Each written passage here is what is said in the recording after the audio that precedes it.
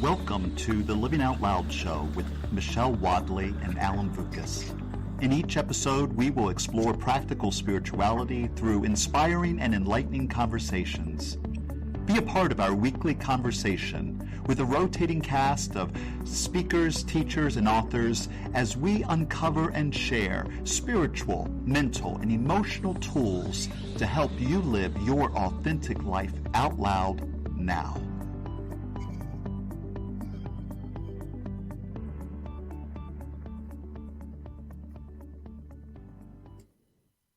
Hello and welcome to another episode 20 of the Living Out Loud show. I'm Alan Vukas.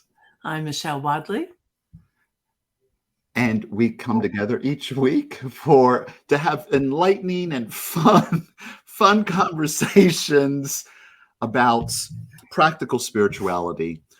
In order that maybe we should start over. Hey, well, welcome everyone to our show today. We talk about practical spirituality to living our authentic lives out loud, and here we are. Michelle, it's good to see you. Good to see you. Glad you're back. I missed you last week. I have much more fun when you're here, even when I'm the one messing up. Oh yes, those who don't know, I was gone last week. Just got back from a cruise to Bermuda. And so maybe we'll talk about some of that here during this show today, as we've been talking all month about embracing self-care, and we're wrapping it up this month. And what did you talk about last week? What was the topic last week? I was on the cruise, embracing some self-care. What was the topic last week, Michelle? Oh my God. You want me to remember pleasure and self-care, which I had to try to not be ornery about that. But just saying. Ornery how? No, don't you do that. But yeah, I tried to spoke about pleasure and how it applied. And the really funny thing is that when I was first reading the notes about it from what's her name, Ellen Swazo, I had a moment of like pleasure, self-care, where I had to wrap my mind around what that really meant. This has been, oh God, well, I'm just going to keep saying it month after month. I don't care if anybody watches these shows. I get a lot out of it. I personally am growing. I feel stimulated, activated, new ideas, new thinking, new introspection. I really hope that our audience is getting that same experience, because it's just, I think it's the willingness to just to not think you know everything, and to be willing to know and to be curious. I have been benefiting like you can't believe, and some of it's been a little painful, because in my declaring each week, both in my Sunday lesson, in our show, every week I keep saying that I'm willing to grow and expand, but you can't grow and expand and then stay comfortable.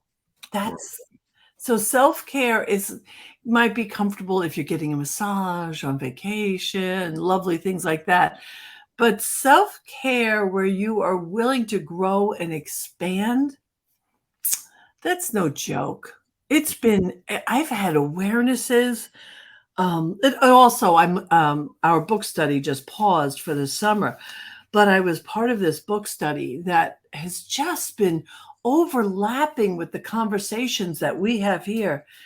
It's been a mind expanding experience for me now for months, literally for months. And I'm grateful. I mean, I got up this morning. I went to bed early last night. My husband was out doing something, and I was home, and I was a little bit tired. I'm like, yeah, I'm just going to go to bed. I went to bed like 10 o'clock, which is not my norm. And I woke up early, and I know that the self-care is taking hold in me, because I realized I felt driven to go out for a walk. Where normally I have to drag myself. Today, it's like, I'm going for a walk. And so it has been my grandchildren are off, off of vacation, and they live where they live in town here. Right behind them is this. I don't know if it's town property or county property, but there's many acres. There's a pond, there's a playground, there's swamps, there's paths, and you can get a really decent walk, especially if you go into the forest part of it and under the trees. And so Where are you at? Denville, New Jersey. Sorry, right in Denville, New Jersey. And the park is called Muriel Hepner, which is one of my favorite places. So if I go around the pond in 3 loops, and I've done a mile, but we've been going into the forest, mud and muck and trees and insects. So Nature, real yeah, nature. and I'm breathing in the microbes, and we're getting dirty, and it's so fantastic. The fragrance of a damp forest. It's so beautiful. Matter of fact, the blog I wrote the other day, was about I called it seeking nectar, because ever since my grandson was little, I know we're off subject. Ever since my grandson was little, I taught him how to, about honeysuckle? Yes. Yeah. And so the smell, the fragrance of honeysuckle, oh my God, it's delicious. And if you pick the flower right, the stamen out of the back, there's this teeny little drop of nectar. I guess we're stealing it from the bees. Sorry about that. But I taught him, and now every year when the spring comes, I'll say to him, Will, the honey blossoms, or the honeysuckle's blossoming. So we stop in the forest for that. So it's this experience. But this for me is self-care. Yes. I'm sharing love. I'm receiving love. I'm bathed in nature. I'm exercising my body. And now it's becoming joy-filled.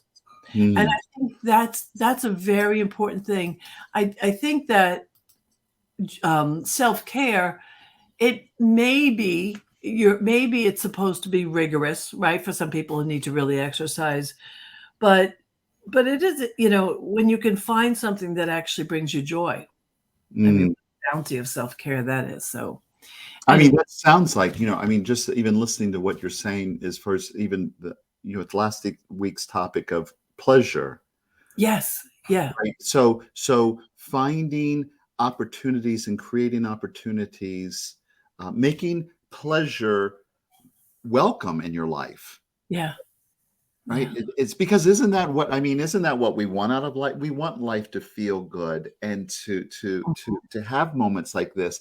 And so intentional self-care is making space for that, and taking time for it. Yeah. That is, and like, we were on the cruise, so it was on the cruise. Yeah. Tell us about your cruise. That's right. Well, the cruise was great. So, for the that may not, it's sort of like we're getting caught up here, and people are listening, and they can sort of eavesdrop on our conversation. Well, I guess I was thinking that was also self-care, vacation. It is. So we Americans, we Westerners, you got to plan your breaks. You got to plan your time out.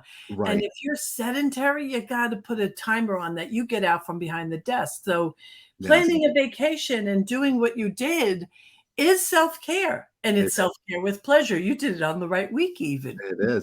Yes, we did. I guess for those, if you're new to our show and just are listening to us or checking us out, so this month we've been talking about embracing self-care as a means to support us in living our life out loud.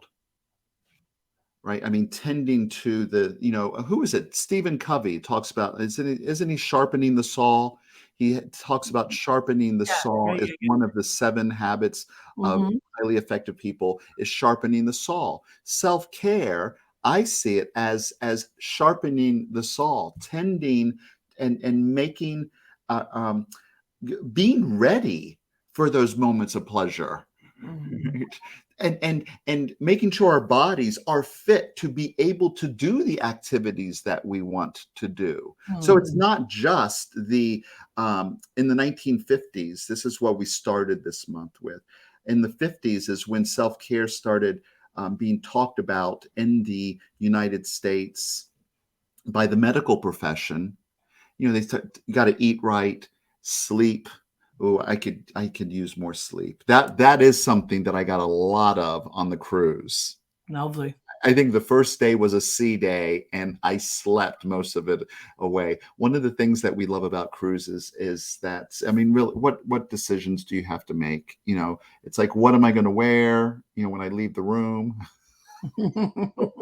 what am I going to eat? From the variety of abundance of food, what am I going to drink? What fun activity? What show am I going to go to? Those are the only decisions you have to make. And so on the first day, I slept. But that was how healthcare used to be thought of. But as we know, the mind-body connection, we are more than just these bodies. And especially here, Michelle, in our work that we do, Yep. that we are spiritual beings first. And so we need to be tending to ourselves, spirit, soul, and body. And so how this month has been all about that. And today in our topic, personalizing the infinite, we're sort of wrapping it up, and how we identify ourselves. And this just segues right into our topic today.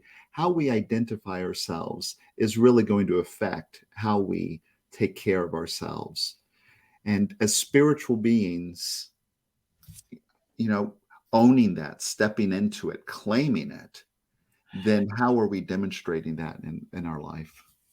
And I want to say, I want to be really clear here. If to our listeners, I've lived on the edge of being a workaholic. Mm. I want to use that word. I really want to use that word because some of you know it, but you don't do anything about it. Because you think that if you don't do that next task, something's not going to work. You think if you don't do it, nobody else will do it. But the one thing, and I do a lot of mentoring to new ministers, and the message I give to a lot of them is, if you don't do something and it's not missed, it probably is also not necessary. Mm. I mean, even to the degree of, some of us, I know for years and years in ministry, we thought that the Sunday program, we drove ourselves crazy that it had to look right, it had to be right, it had to be published right, all these things, the time and the energy that we went into. And then COVID happened, there were no programs, and I realized, oh, and it put in perspective the hours, the hundreds and hundreds of hours that we poured into making this thing, thinking that it would make all the difference in the world. Folks, not everything matters that much. We got to take the importance out of tasks that are just busy tasks. Some of the things you're doing aren't important. And I'm not, yes, I was, I started off with talking about ministry, but, even in your home, whatever job you're at, if somebody doesn't miss or what you do isn't missed, it's kind of likely that it's not necessary. So ask yourself that. Truly ask yourself that. I've had a lot of I was so much a workaholic that when I wasn't working, I felt guilty. If I took a nap, I even checked with my husband the other day because his schedule and my schedule are not the same. And I'm now demanding of myself a day off. It took me years to put that in place. It's in place. It's been in place for a while. And I said to him, is it okay with you? Is it okay with you when I take a day off? How does that work for you? Because he doesn't have the same luxury because he works in a different, realm. And he was like, yeah, it's okay. Which mattered to me because, while he's working and he's trying to keep food on our table, and I'm talking about a day off. See, those are the kind of things that used to ache. I would ache with that. And some of you, I know that there are listeners that feel guilty. Yes. you know. But the fact is, a healthy you is a better you for the planet. Right. And one of the lovely things is a few weeks ago, I saw on Facebook that there was this choir director in a local town, and they're offering free singing lessons. It was a men's choir. And I said to Neil, "Oh, you should do this," because he likes to sing. He sings and he likes to sing. So he did it. Now for a number of weeks in a row, he's been going and participating with many, many of these men. And he was asked last night to join the choir. I don't know what that's going to look like. But I was so happy for him because some of those things, art, music, gardening, these are things that are self-care and self-expression. So one of the ways we live out loud is to do what pleases us and to then, be okay about doing it, and enjoying it. Go ahead. Well, one thing I'm hearing you say, and this is, and you, because there might be, some of us may have lives that feel crazy, Mm-hmm. right? And so what we're talking about here with self-care is like, well, yeah, if I find time for it, or if I can make space for it. Right. You don't understand, Michelle. You don't understand that I've my life's too chaotic, and I've got all of these to-do lists, and I've got all of these things that must get done. Well, what we're talking about, if living life out loud, living out loud is about living our lives out loud, right? It's about living our life out loud. And so if our lives are crazy and overcrowded, it's not about self-care isn't about reorganizing it. It's not about reorganizing the chaos. It's about making space Mm-hmm. for the living, the living that's going on. So there, that can, and for those of us who are workaholics, because I do wear that label at times. And Michelle, Yeah. you know me, I can put my head down, and before I know it, the weekend is here again. Yep. And for those, and being in ministry, um, that It almost seems like you're supposed to be that way. That's yes, it does. It feels that way, but that is, am I really caring for myself? So there was something interesting in this. I've been reading this month a book by Cheryl Richardson, The Art of Extreme Self-Care. And on the cruise, I read about, it was around this topic here, Mm-hmm. where she suggested, instead of, here I have to-do list of to-do list. Some of you may relate. I have to-do list of to-do list. I need to make a list about that and that and that. And she talks about us making list of how you, the other, someone else, maybe our significant others, our intimate partners, or our administrative assistants or PAs, or just a team member. Mm-hmm. These are the ways you can support me. Oh, So, wow. right. So you get this? So if Wow. I'm making a to-do list, I make a to-do list, and I'm starting to practice this now that I'm back from, and trying to because I'm good at making to-do lists, but there are things on my to-do list that are either not mine to do, Mm. or I don't want to do them. I'm not interested in doing them. And then why am I then insisting on reorganizing a chaotic life to try to make it all fit? Right. Ask yourself, who can I give this to? Who does this belong to? Mm-hmm. And in that chapter that she writes about this, it was just mind-blowing to me. So consciously and intentionally become discriminating with my time and energy, because if I'm going to live my life out loud, I need to make space for it. And Mm-hmm. that doesn't mean it's really about me subtracting and removing things that aren't mine to do. Yeah. I want to bring up an example of some simple ways. I want to provide some hints to how those of you who are listening can learn about slowing down, because ultimately we're talking about slowing down so you could breathe and so you could be instead of being a doer all the time. And I'll never forget, in the town where I used to live in Florham Park, New Jersey, it was the first time I learned about Vietnamese food and learned that I loved it. And we would go there and they would never hand us a check until we asked for it. So there are countries that have brought their cuisine into this country. And if don't judge them for why aren't they bringing the check? No, because their philosophy is you're there to be. And it's not just the Vietnamese people, there are other cultures, and they slow down. Where we Americans, it's like you get your dessert, you get your check, get your dessert, coffee, check. But go someplace where you can learn to breathe, breathe. There are other places where you can experience that.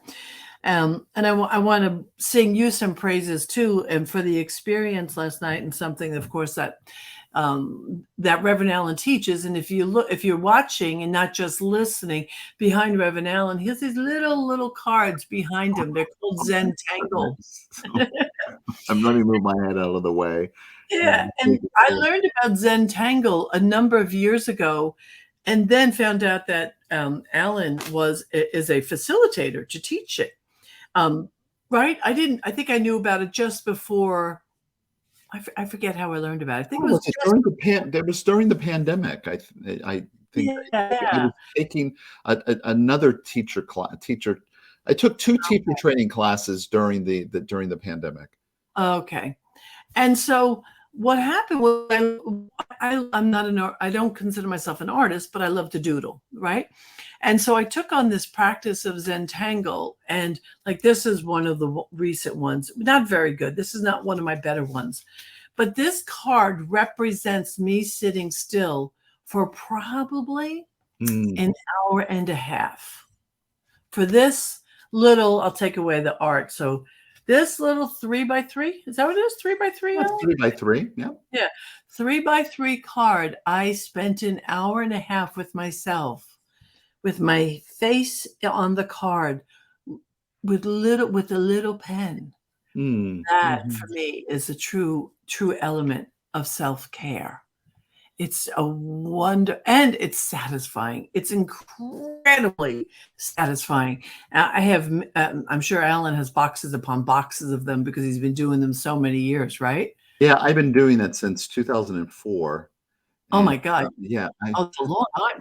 Yeah, I've been doing it for a while. Here, I'm just going to, actually, I'm going to see if I can share my screen so some can see some that I have, some pictures of. And let me get rid of this here. I don't want to show you all my stuff, but yeah. So, but doing that for sure, that is the Zentangle, or making time and space for art, creative expression, just creative expression. Doodling. Yes. Clay, crocheting, taking pictures, anything that has you in that lets you surrender to the process, surrendering, where it's not mental calisthenics. And I want to say this a few times before the show is over today, because then we're going to go on to a new subject next month, and I forgot to look up what it is. When you are relaxed, you, a rounded out you, and when I say you, I mean to any listener, you are a better citizen if you feel well-rounded, if you feel rested, if you feel more expressed. You might not be here because you're worried about the world, but I do. I am somebody that believes that there's no private good. And so you're good, and you're being healthy, and you being whole, it's a good thing for the planet. It just is, folks. And you, whether you do it for that purpose or not, that's up to you. But always consider, wow, whole, I contribute, when we're running around trying to catch up to ourselves. There's a lot less contribution that we can do. Oh, Neil is telling us that. Oh, right. And Yeah, next month speaking is truth. speaking truth to circumstance. Um, I'm actually, thank you, Neil. I mean, I'm actually excited about that subject. One of the matter of fact, Alan, I want to thank you because one of the songs you recommended to me, we're featuring in the month of July the "I Am Lifted" song. So we're going to use that, and that will be the talk. And this Sunday, because, and I'm not telling you, I'm not trying to get listeners here, but this Sunday, because it is 4th of July weekend, we decided that we're not going to do a normal Sunday celebration. And this Sunday, it's going to be about speaking to circumstance. And it's going to be a Sunday without the bells and whistles, pure principle, which is another practice of self-care. Yes. People, keeping your mind and your eyes in a spiritual book, developing spiritual practices, all of these things aid you in rising up, all of it. Did you find it yet? Are you there? Yeah, I wasn't able. It would have to. It would require some technical stuff for me. Oh, okay. I was still waiting for you to. Oh, for me to show. Yeah, I was hoping to. It was just, because I didn't know. So this is, I don't know how well it would show Oh, up on it's beautiful. Yeah, how yeah. well this would show up on the screen. The lighting is not that great, but this is an example of a Zentangle tile, and but it's just repetitive pattern drawing of patterns, and it was.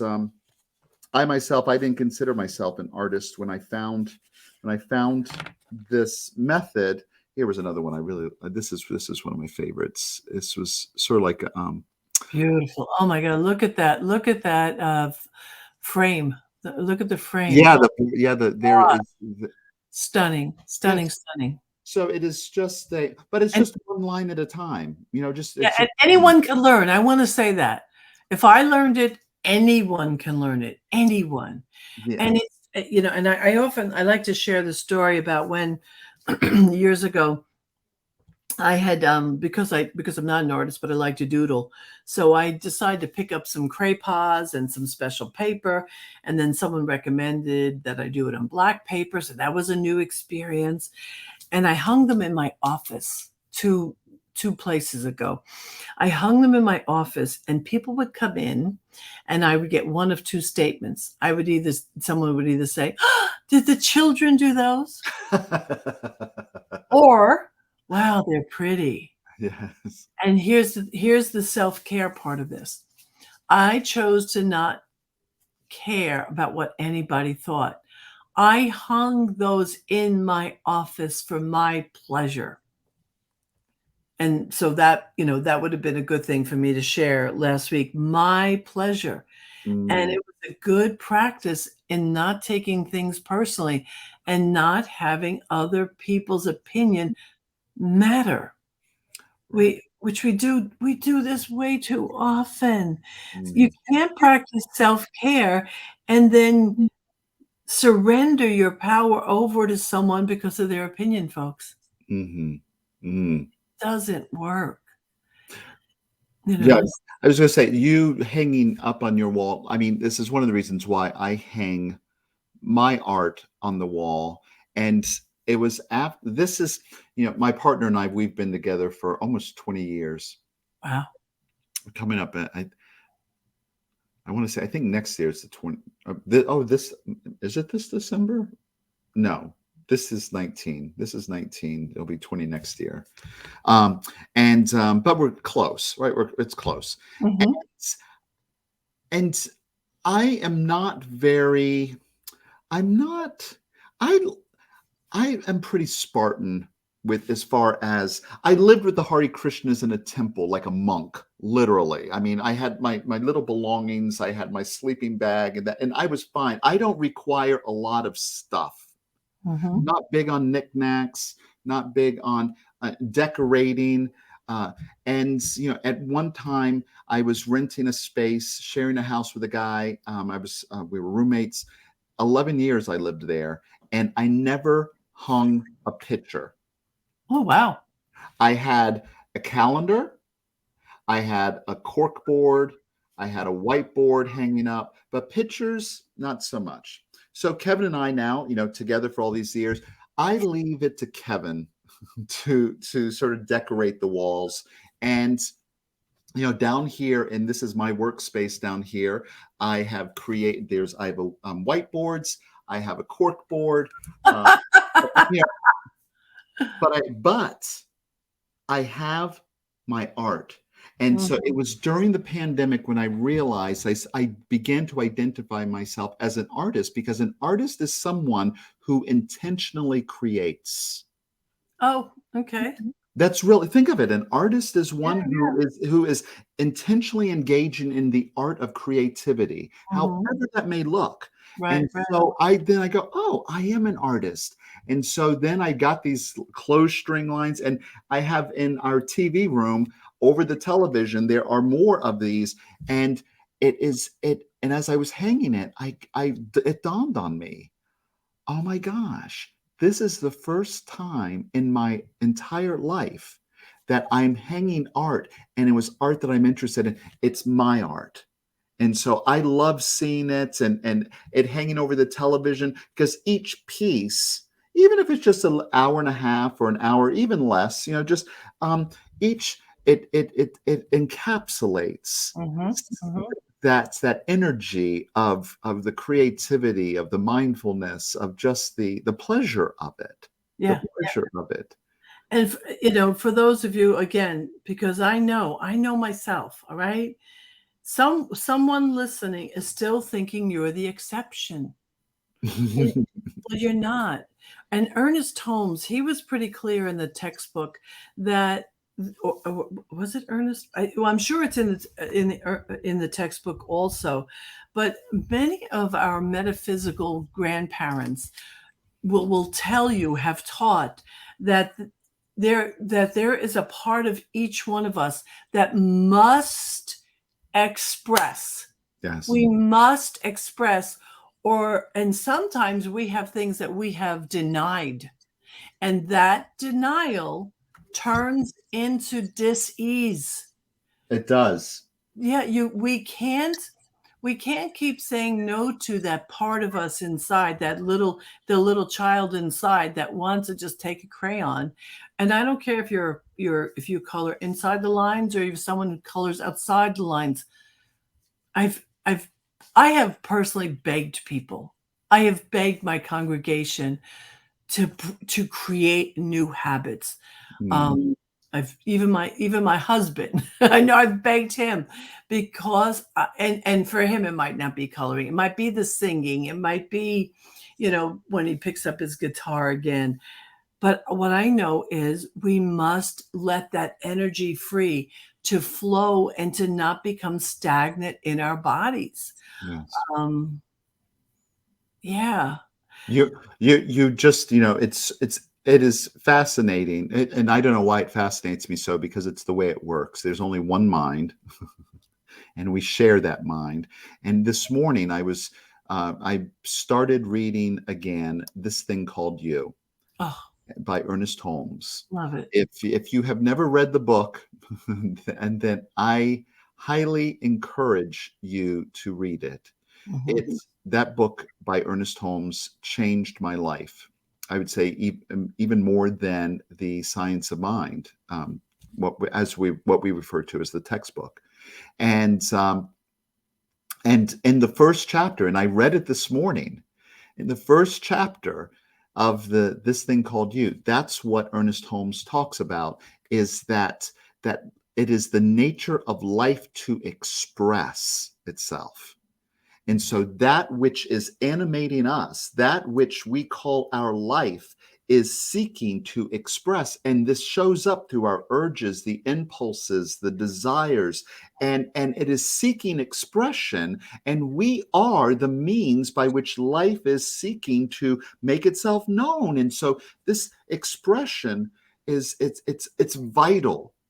And so, I'm going to tell a story, Michelle, and I shared this on Sunday at Concordia.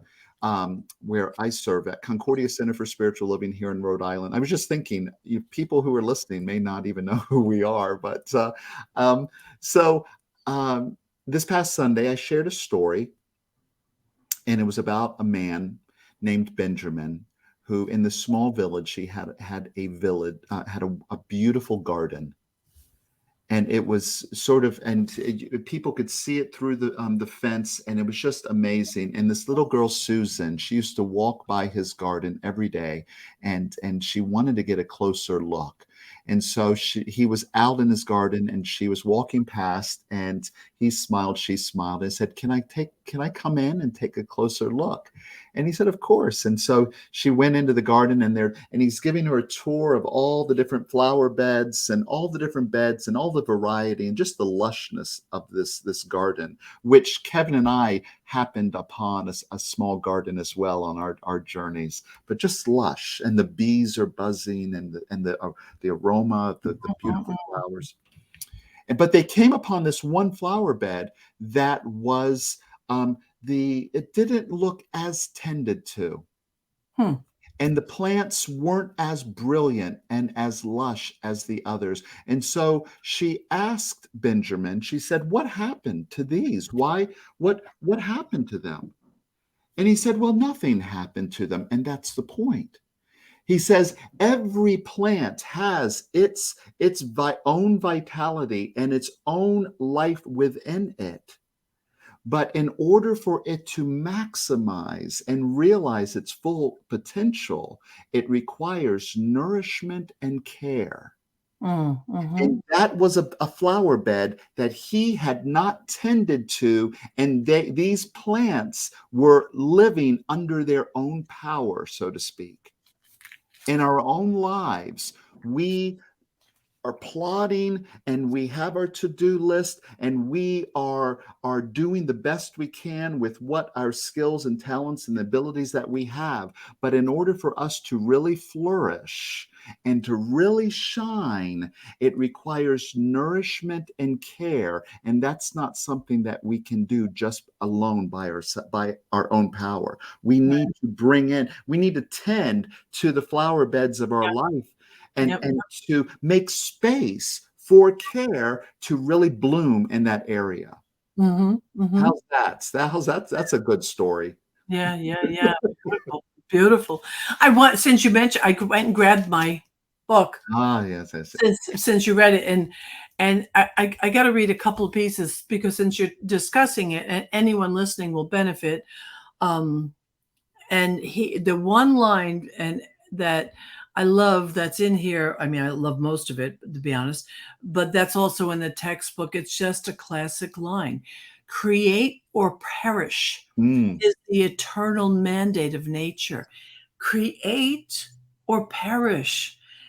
And I think that if you're listening, ask yourself, what can I do to create beauty?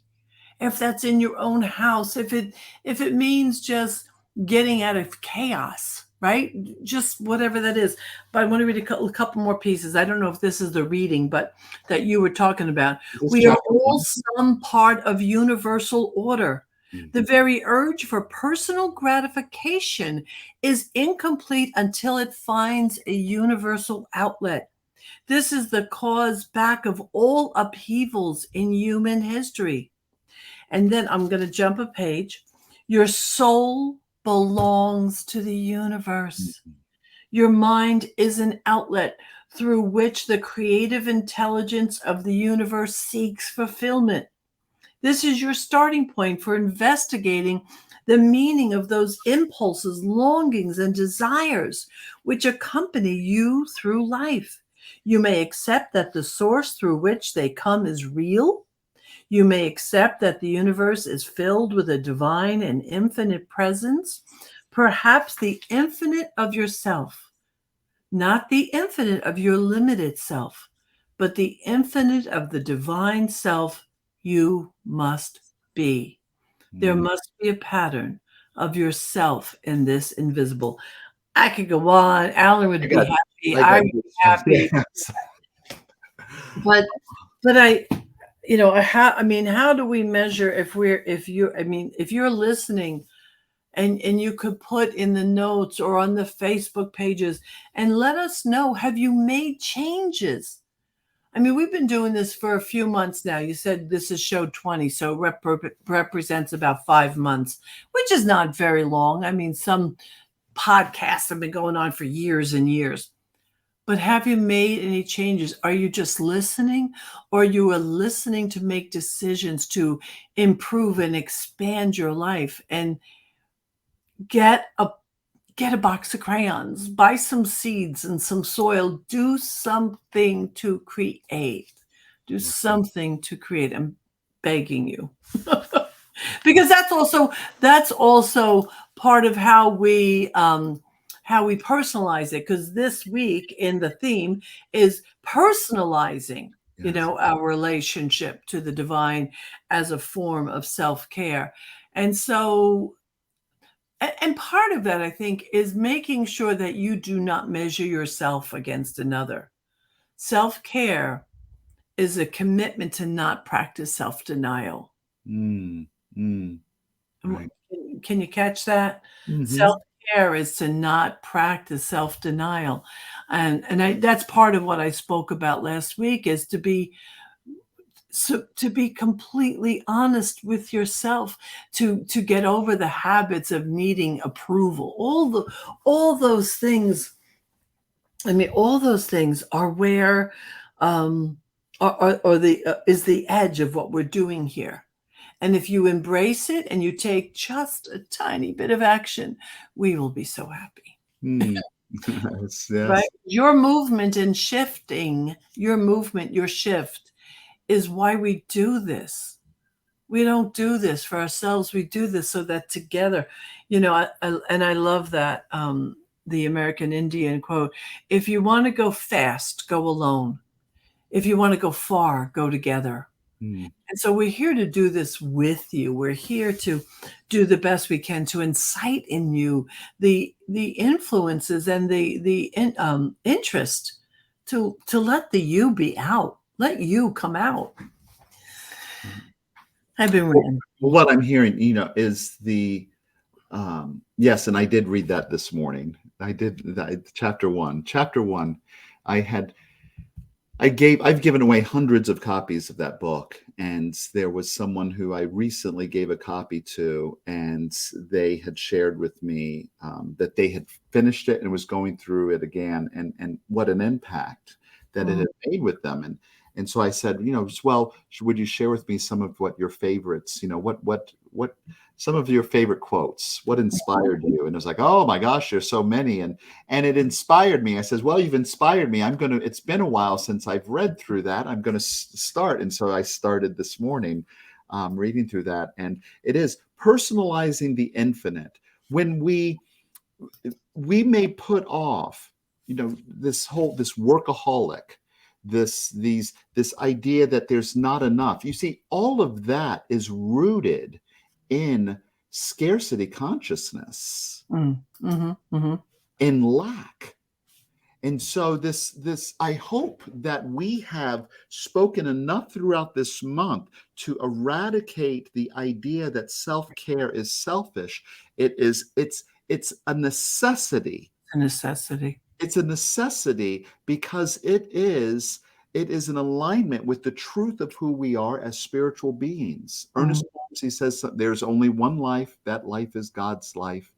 That life is perfect. And that life is my life now. And so when I change how I identify myself from not enough, not worthy, but really identify that I am an outlet of the divine. I'm an outlet. My soul. What did you read that quote? My soul belongs to the universe. Yeah. Yeah. Right. So my mind. Yeah, your soul belongs to the universe. Your mind is an outlet through which the creative intelligence of the universe seeks fulfillment. So being a caretaker of the garden that is my life, that this life I've been entrusted with, then self-care takes on a totally different, it means something different. It's not just about, oh, me first, but it is about letting that which is within me that is wanting to be expressed by tending to the soil, removing the weeds, saying no to what is not mine, saying no to the no. That's self-care there too. Yep. You know, at any moment we can align with the vibration, with a variety of vibrations. And you're talking to someone in my world outside of the podcast, one of the things that I'm most focused on is improving emotional intelligence and supporting others in increasing their emotional intelligence. And I do that through my forgiveness work and my shadow work. Okay. So, but what I know is if I'm always seeing myself as needing to fix me, then that's going to attract a certain energy and I will align in a certain way. But at some point, it has to be that I also am identifying myself as a joy-filled human, so that that energy and that joy and that vibration, that's what I identify with. So self-care in all the aspects and all the ways we've been talking about it all month aligns us with an energy that lifts us up. If you get stuck, you go back and do some work. But you shouldn't, we don't want to hang out in what's wrong. We don't want to hang out there. We want to move along to accept and allow the divine birthright that we have been given. And then if like I said, if there's a stuck point, well, then you turn to it, you look at it, and then you do what you have to do. But self-care says, I am worthy. Mm-hmm. Self-care is one of the best ways, because what I know in working with people as much as I do, and you know this, Alan, one of the things that most humans share is we share these deep-seated beliefs that I'm not worthy, I'm not lovable, I'm not enough. The trifecta of limitation, the trifecta. So daily, and Holmes says this. Every day you should spend time with what's right about you.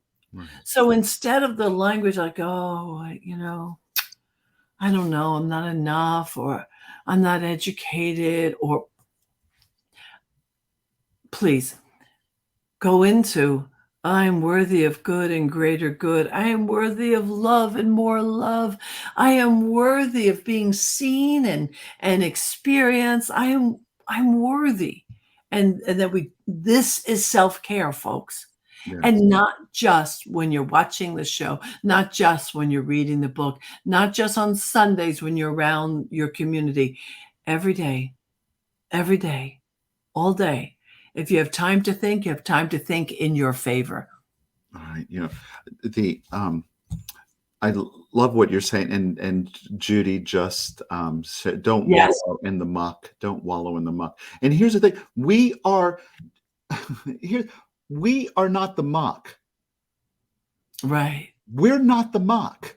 We are not, and these things of these ideas of I'm not enough, I don't have enough, I'm just what you were just sharing, Michelle, those may be conclusions that we've come to as a result of circumstances outside of us, but they're not the truth of who we are. Right. And so what we're talking about this personalizing the infinite, it is about self-care. It's about caring for the self with a capital S. And coming from that position, so that regardless of what's going on in the conditions of our life, then we truly can come to those circumstances and conditions from a place of power, from a place of knowing, right? Yeah, this is good stuff. I'm so glad we get to do this. Yeah, and I have to tell you, I said it earlier in the show, but I'm hearing an internal voice that is freeing up some of my stuck points that I haven't heard in years.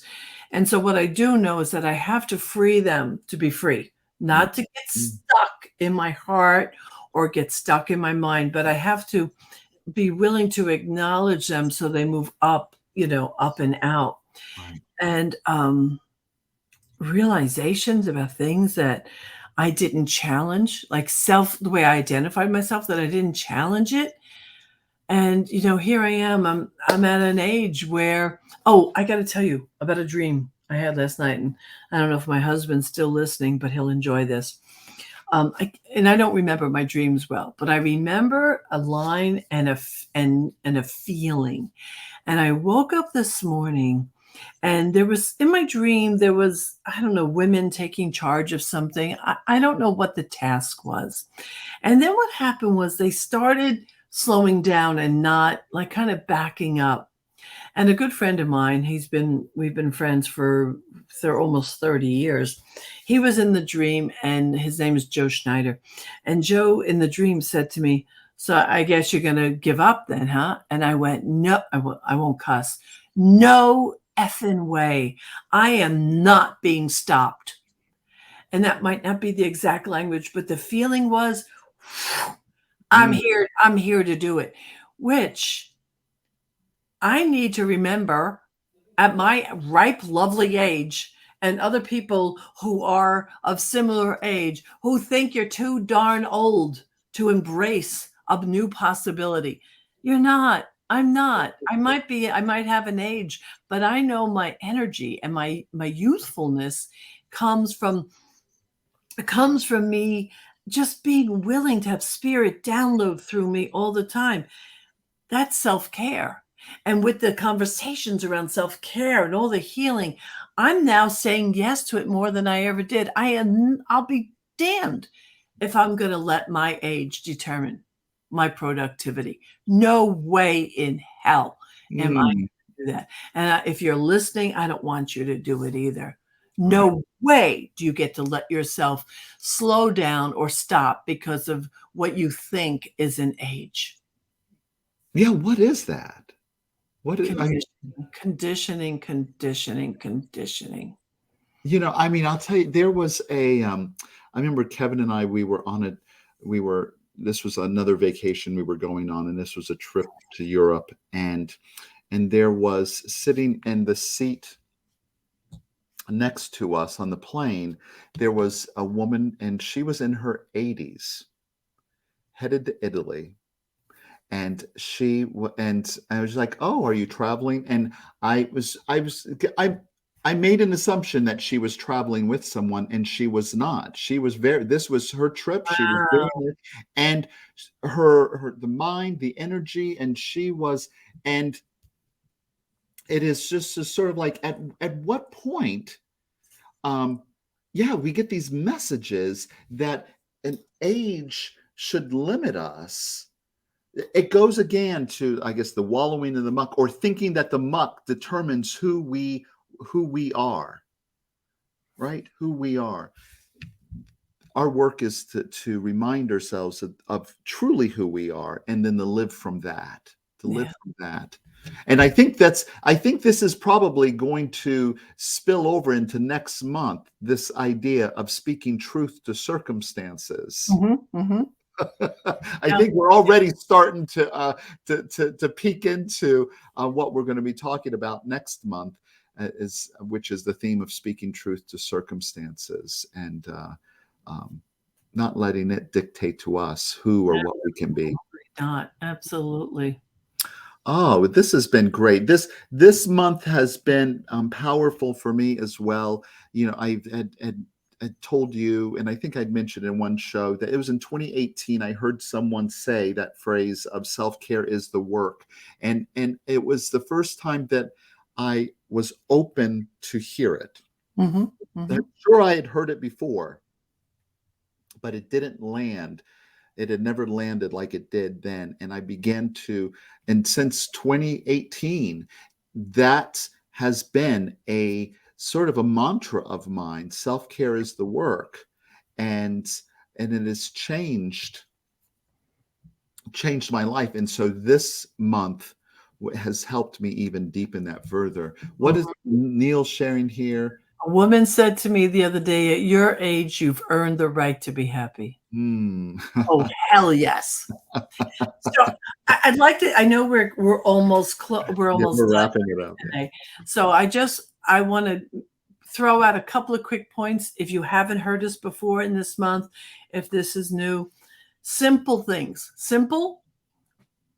Take an hour a day if you've never done it before. Just take an hour a day for yourself. If you're not used to, even if you're a hardworking entrepreneur, take a day off and don't let anyone play with that day off unless you choose to do something differently with it. A day off. Get more sleep. Get more sleep. Get out and go for a walk. I'm not forcing you to exercise, but just walk. If you can walk where there's green, even better. Find someone to laugh with. Find someone that you can laugh with. Put on movies that make you laugh. I tell you, Ted Lasso. Okay, I'm so sorry that the series No is. spoilers, please. No Oh, no, spoilers. no spoilers, but I'm so sad it's over. Neil and I we binged that thing because we were like addicted. And that, to be honest, we're rewatching it because the joy of laughing out loud in my living room, especially the together, it was just glorious. So find things to laugh at. Say no. Say no when no is what your whole body tells you. And say yes to your creativity. Find some creative outlet. Be gentle with yourself. Self-care means you're not going to criticize or judge yourself. These are all little ways, but they build up because when you become your own best friend, you're not going to let anyone else trash you either. Right. Right? When you say I'm worthy and I'm worthy of being whole, perfect, and complete, then you're not going to make room for anyone else to trash you. You just won't do it. So those are just some quick, simple things I Oh, wanted to love remind it. people of. Thank you, Michelle. That means very, we are practical spirituality for living our authentic life, and all of Mhm. that was practical things Yeah, that people can apply today yeah. to taking care of ourselves and oh, enjoying life, right? It's about living our life out loud. Is It's not about tomorrow. We don't have to wait till tomorrow to live our lives. No, You're no. living right now. And so care for it. You deserve it. You deserve it. It's so funny. I gotta say this. I'm very clear. I'm very clear that a couple of years ago, I would not have been able to hear you. Mm, It's been a process. So if a listener, for any one of you listening, you're in the yeah whatever kind of listening, I get it. It had to grow on me. I didn't understand it until one of the things, and I'm not a religious person. I might be a minister, but not religious. But I do have a relationship with that which has created all that is. And what really has been magical for me in slowing down, I'm going to say it this way for me, I get to God. Like mm. I get to my God moments, which is my peace, my silence. And so I can begin to hear it more now. Now I'm more devoted to taking care of myself in ways of even just finding joy than ever before in my life. So if you're listening, but you're still saying, yeah, whatever, I get it. Be gentle. You don't even have to reel against it. Just listen and see what happens. See if eventually it lands inside of you. You deserve to be nourished and Yeah. supported to let to bloom as those plants. I mean, you've got the skills and everything that's gotten you to where you're at right now. And if you were the gardener of your own life, then you would make sure you would nourish and provide create the space to receive that nourishment. Yeah, for those of you who have children, care for yourself like you care for your child. That's right. If you are pet owners, I guarantee you some of you take better care of your pets than you do yourself. So these are all ways to consider, am I taking care of myself? Good So, stuff. all right, who are we, Alan? Yes, who are we? So, so I'll start with me. So, if you would like to connect with me or reach out to me, you can find me on Facebook at Rev Alan Vukas, or also at Concordia CSL, where we stream our services each Sunday, 10 a.m. Eastern. You can find me there. And my website, newthoughtnewlife.com, where I occasionally share some thoughts and what's going on. And how about you, Michelle? Where are we finding you? Well, I don't know why we don't have a banner for my other one, but Planned Happiness Institute is my educational nonprofit. And so that's where you can register for my blog and to stay in touch with what I'm doing. Facebook, I'm Rev Jersey Girl. RevJerseyGirl@gmail.com is my email. See, it says Planned Happiness Institute again, but I'm also the founding director of the Center for Spiritual Living North Jersey. And we are currently back in person 2 to 3 times a month in Montclair, New Jersey. It's been glorious. It's been glorious to be in person. Oh my Lord. What a beautiful thing. So come see us. And of course, contact us at hello@livingoutloud.show. And we're happy to connect with you. We're so happy. And just to remind you, we are doing the global themes for the year, of the Centers for Spiritual Living. And scienceofmind.com is the link to get the Science of Mind magazine. If you don't have it, if you don't have it, get it. Get the magazine. Here's this next month's issue here with Jose Ruiz. Don Miguel. Yeah, Don Jose is the one I went to Mexico with to Teotihuacan. Don Jose and his dad, Don Miguel, but Don Miguel wasn't of good health at the time, so it was Don Jose, and he spoke at our center many years ago. Oh, wonderful! So there's my community. So, all right, folks, are we gonna? Yeah, we're gonna still pray out. Yeah, we'll just pray out here briefly, and so just join me in knowing this as we turn within. Just to take a breath and to pause. What a wonderful month it's been in this whole topic of embracing self-care and from this place of recognition and knowing that there is only one life. That life is the life of God, of Spirit, of Source, and it is perfect and it is whole and it is complete. And it is the life of each one listening, each one here.